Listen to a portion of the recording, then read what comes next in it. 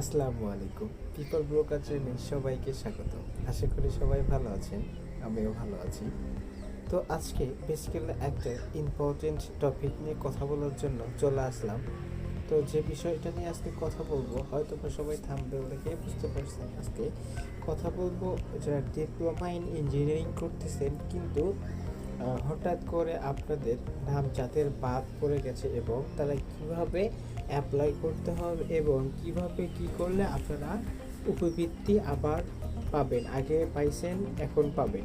আর যারা পাননি তারাও কিভাবে পাবেন, সব প্রসেসটা এই ভিডিও জুড়ে আপনাদের একটু বোঝানোর চেষ্টা করব। তার আগে দেখে নিব যে গত 22শে জুন একটা নোটিশ প্রকাশ করা হয়েছিল বাংলাদেশ কারিগরি বোর্ড শিক্ষা ওয়েবসাইট থেকে। সেই নোটিশে কি বলা হয়েছে সেটাকে পড়ার চেষ্টা করব। এখানে বলা হয়েছে, কারিগরি শিক্ষা প্রতিষ্ঠানে উপবৃত্তি বিতরণ ও শিক্ষা উপকরণ ক্রয় সহায়তা কার্যক্রমে 2020-21 অর্থবছর ব্লড অ্যাকাউন্টের শিক্ষার্থীদের বর্তমান অবস্থা যাচাইপূর্বক তথ্য প্রদান প্রসঙ্গে।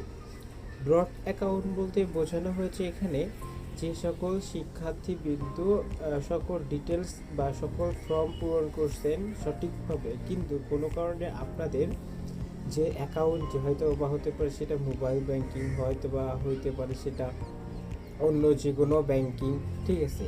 আপনি যে ব্যাংক বা মোবাইল ব্যাংকিং যে শাখার মাধ্যমে টাকা পেতে চান বা দিয়েছেন, সিলেক্ট করেছেন যে মেথড দিয়েছেন, তো যে সেটা কোনো কারণে আপনার তথ্যের সাথে ম্যাচ হয়নি বা আপনার তখন সঠিক ছিল, পরবর্তীকালে আপনারা তথ্যটা চেঞ্জ করে নিয়েছেন, ঠিক আছে।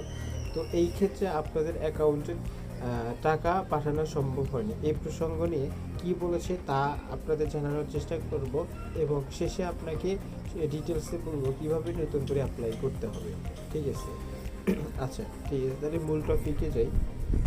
এখানে বলা হয়েছে অ্যাকাউন্ট শিখের বর্তমান যাচাইকৃত তথ্য পূরণ প্রসঙ্গে। আচ্ছা, উপযুক্ত বিষয়ের প্রেক্ষিতে আপনার অবগতির ও প্রয়োজনীয় ব্যবস্থা গ্রহণের জন্য জানানো যাচ্ছে যে জুলাই-ডিসেম্বর 2020 ও জানুয়ারি-জুন 2021 মেয়াদে 15,411টি ব্লক অ্যাকাউন্টের শিক্ষার্থীদের বর্তমান অবস্থা যাচাই করে এ সংক্রান্ত তথ্যযুক্ত একটি প্রতিবেদন কেন্দ্রছক অনুযায়ী স্কেল প্রস্তুত করা আগামী 6 জুন তারিখের মতো সংশ্লিষ্ট পরিচালক কার্যালয়ে প্রেরণ করতে হবে। এখানে আপনাদের বেসিক্যালি এখানে স্টুডেন্টদের কোনো কাজেই নেই। আপনাদের যেটা করতে হবে, আপনাদের যে পলিটেকনিক্যালে বর্তমানে স্টাডি করতেছেন, সেই পলিটেকনিক্যাল থেকে আপনাদের নোটিশ দেওয়া হবে যে যারা যারা আপনার টাকা পাননি, উপবৃত্তির টাকা পাননি, তারা নতুন করে এই ফর্মটি পূরণ করুন, ঠিক আছে। তো পূরণ করার পর ওরা আপনাদের যত ডিটেলস রয়েছে সব ডিটেলস নেবে। নেওয়ার পর ওরা আবার নিচের যে পদ্ধতিগুলো দেওয়া আছে এখানে 1 নম্বরে বলা হয়েছে যে ইংরেজিতে নাম নাম লেখার পর প্রতিষ্ঠানের যে কোডটা রয়েছে, কোডটা দিয়ে আপনার যে কারিগরি ডিপার্টমেন্টের যে ওয়েবসাইট রয়েছে, ওয়েবসাইটে ঢুকতে হবে। দ্বিতীয়ত এসে আমি যেগুলো এখন বর্তমানে করব, এগুলো সব টিচারদের কাজ। আপনাদের কাজ শেষ, আপনাদের যে ফর্মটা দেওয়া হবে, ফর্মটা জাস্ট সাবমিট করে দিবেন, গুগল ফর্ম দেওয়া হবে, তাহলে আপনাদের কাজ শেষ, আপনাদের আর কিছু করতে হবে না। তো টিচারদের যেটা করতে হবে সেই বিষয় নিয়ে যদি একটু কথা বলি, এখানে প্রথমত আপনাদের ইনস্টিটিউটের পিন এবং ইউজার আইডি দিয়ে অ্যাকাউন্টে লগ ইন করতে হবে। অ্যাকাউন্টে বলতে এখানে ওয়েবসাইটে লগ ইন করতে হবে। দ্বিতীয়ত আপনাদের পরবর্তী ধাপগুলো অনুসরণ করতে হবে। যেমন এখানে রয়েছে 1 নম্বরে পে বিল মেনুতে ক্লিক করতে হবে। স্টুডেন্টদের যদি কোনো তথ্য ভুল থাকে সেক্ষেত্রে পে রোল বা মেনুতে ক্লিক করতে হবে। ধাপ 2, ব্লক অ্যান্ড ভাউন্স EFT অপশন নির্বাচন করতে হবে। ধাপ 3-এ বলা অর্থবছর নির্বাচন করতে হবে 2020-21। আর পেমেন্ট অপশন বা পেমেন্ট চক্র নির্বাচন করতে হবে জুলাই-20 ডিসেম্বর। 5 নম্বরে বলা হয়েছে SPBMU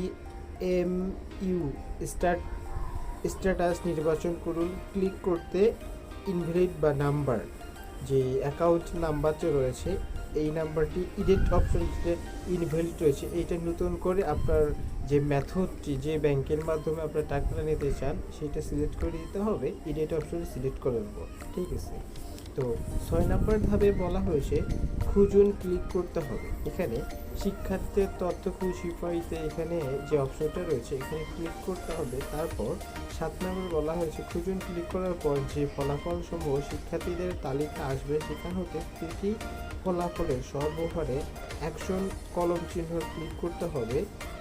ঠিক আছে, যে স্টুডেন্টদের ভুল রয়েছে, ইনভ্যালিড অ্যাকাউন্ট রয়েছে, ও নাম চলে আসবে, সেই স্টুডেন্ট এখানে ডান পাশে ক্লিক করার সাথে দেখা যাবে একটা কলমের মতো অপশন রয়েছে, সেই অপশনে ক্লিক করে ডিটেলস চেক করতে পারবে।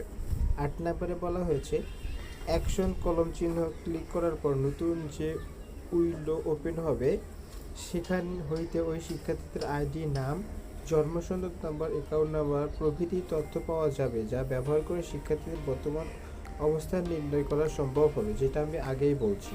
9 নম্বর ধাপে বলেছে অনুযায়ী ধাপ 5 অনুযায়ী SPBMU স্ট্যাটাস নির্বাচন করুন ক্লিক করতে হবে এবং annual account number edit select করতে হবে। 10 নম্বরে বলা হয়েছে ধাপ 6 থেকে ধাপ 8 পুনরাবৃত্তি করতে হবে। ধাপ 11তে ধাপ 5 অনুযায়ী নির্বাচন করতে ক্লিক করতে হবে এবং ইনভ্যালিড নাম্বার রয়েছে সেই ফর্মটা এডিট অপশনে সিলেক্ট করে ধাপ 6 এর মতোই আবার পুনরাবৃত্তি করতে হবে। তো এই যেগুলো ডিটেলসে বললাম, এইভাবে আপনার টিচারকে করলে আশা করি আর কোনো সমস্যা হবে না। এটা দিয়ে আপনাদের কোনো টিচার করতে হবে না, কারণ টিচাররা জানে কোথায় কি করতে হবে বা কিভাবে কি করতে হবে সব কিছু ওরা জানে।